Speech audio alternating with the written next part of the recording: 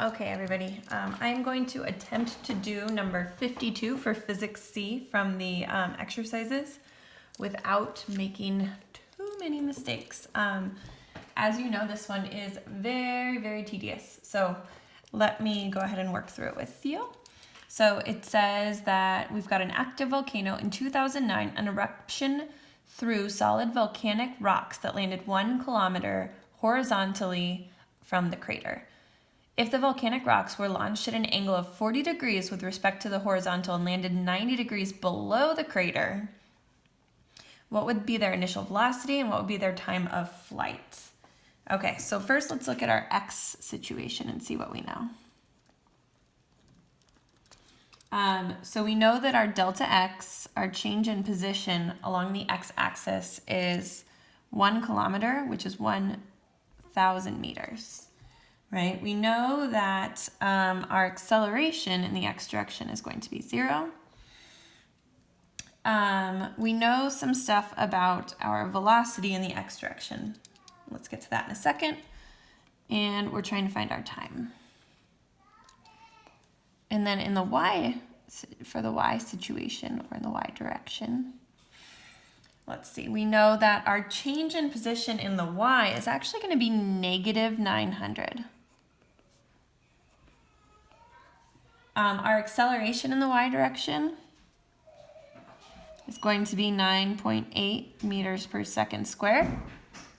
Our V naught Y we know some stuff about, but we need to do some stuff with that in a second. And time is what we're trying to figure out. Okay, so now that we have all of that, we know that it's launched at an angle, it's 40 degrees, right? So we know that our X component is going to be V naught times, this is the adjacent piece, so cosine of, I'm just going to call it theta. No, I'm going to call it 40 for on here, 40 degrees. And then this one's going to be V naught sine 40 degrees. And then we need to look at our kinematic equations. So we've got delta V equals A times T, V squared equals V naught squared plus 2A times delta X, and then delta X equals V naught T plus 1/2 AT squared. Okay, so this is going to be one of those situations where we need to be able to find a bridge to get us between our X information and our Y information. And as often the case, the bridge that we're going to use is going to be time. So we're actually going to use this equation here for this problem. And our acceleration in the X direction we know is 0, right? So this becomes just delta X equals V naught X times T. Okay, so that means that T, which we want to find right now, is going to be delta X over V naught X. Okay, now we're going to use this time to plug into all of this. Now I'm keeping this 1,000 meters out of it for now. I'm also going to keep this V naught times cosine of 40 degrees out of it for now. I did it with that in there earlier, and it is going to be a little bit less crazy this way, dealing with the algebra. The algebra is really the biggest challenge in this problem once you get past this point. So now we're going to use this for our Y direction. So we're going to use delta Y equals V naught in the Y direction times T plus minus, because we're modifying this for our Y direction, so minus 1/2 G times T squared. So first we're just going to go ahead and plug in our T's. So we get delta Y equals V naught Y times delta X over V naught X, right? Just plugging in that time. Minus, and then I'm going to go ahead and spread this out into a fraction. So I'm going to put the G here and the 2 here, and then delta X squared and v naught x squared. Okay, so now that we've got this, now it's just a matter of some algebra rearranging. So what I want to try to do is I want to try and get all of my v naught x's together. That's really what needs to happen here. So I'm going to start by kind of moving this over here and see what I can do with that. Moving this piece over here, or moving this piece over here, and then kind of dealing with this piece so that I can get everything, all these v naught stuff to be on that side. Okay, so we've got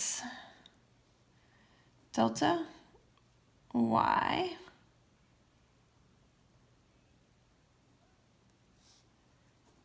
minus v naught y delta x over v, that's not a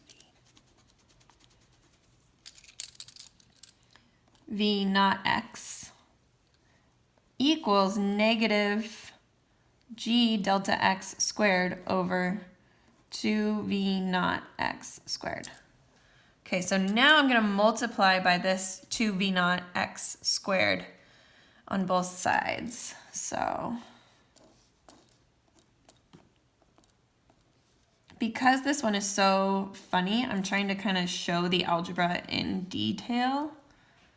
I know that many of these steps could be sort of done at once, but I just fear that that will cause issues.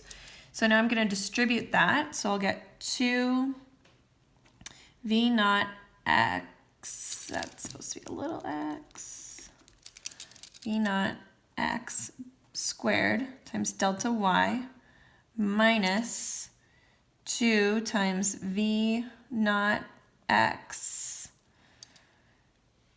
squared times v naught y times delta x over, that's also not a v, v naught x. So now this is where things start to look up a little bit. Now that and this can cancel. So then we have 2, oh, and this whole thing equals some stuff, right? It equals negative g delta x squared.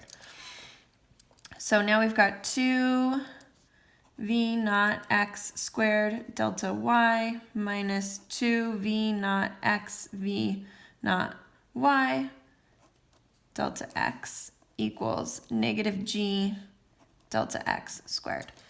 So now if I plug in my my detailed v naught x and v naught y's, I'm going to be able to factor out v naught, which is where things are going to look up. So now I've got 2 times, and this is going to be v naught squared cosine theta squared, cosine squared theta. I'm going to use theta instead of 40 just because I don't want to deal with any numbers right now. Got bigger problems. Minus 2 times v naught cosine theta v naught sine theta delta x equals negative g delta x squared. Okay, so now I've got a v naught here and a v naught here. So I have v naught squared in this term and v naught squared in this term, which is exactly what I wanted. That means I can factor out v naught squared. So v naught squared times 2 cosine squared theta delta y minus 2 cosine theta sine theta delta x equals negative g delta x squared. Now I can divide this whole thing. I'm just going to go ahead and do v naught squared equals, you see I'm dividing by this whole piece here. I'm not going to rewrite it again and then again. Negative g delta x squared over 2 cosine squared theta delta y minus 2 cosine theta sine theta delta x. And then we can square root that and get rid of this, and we did it. So that will tell us V naught. So now for plugging everything in, let's see. Okay, so let's see, should we write all this with the numbers? No, I think we're okay. All right, so we've got 9.8 negative times 1,000 squared. So this is our top piece. I'm just going to store it in my calculator. And then for the bottom, I've got 40 cosine squared times 2 times delta y was 900 negative equals that minus 2 times 40 cosine times 40 sine times 1,000 equals that. Okay. Now I'm going to do this one divided by this one equals that. And see, I've gotten a positive number back. Then I'm going to square root that, and I get that V naught equals 69.3 meters per second, which is amazing. And then, let's see, we still need to figure out delta T, don't we? Or T, I suppose. Okay, let's see here. So we're gonna have to figure out our components then, because we need to use a direction to do it. Why don't we do this equation right here. That's probably the easiest way to go, right?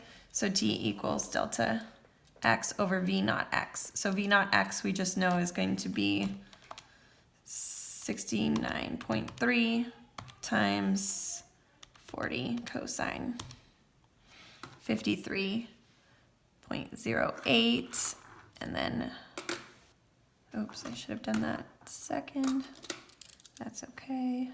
V naught x equals 53.1 meters per second. So now delta x is 1,000 divided by 53.1, and we get T equals 18.8 seconds. Okay, so that is the super problem. I hope that this helps, and don't memorize that equation that they gave you in the book and acted like you should have memorized. You should definitely do it this way, even though it's a little bit terrible. It's much better than trying to memorize 1,000 little tiny equations. All right, thank you so much. Bye.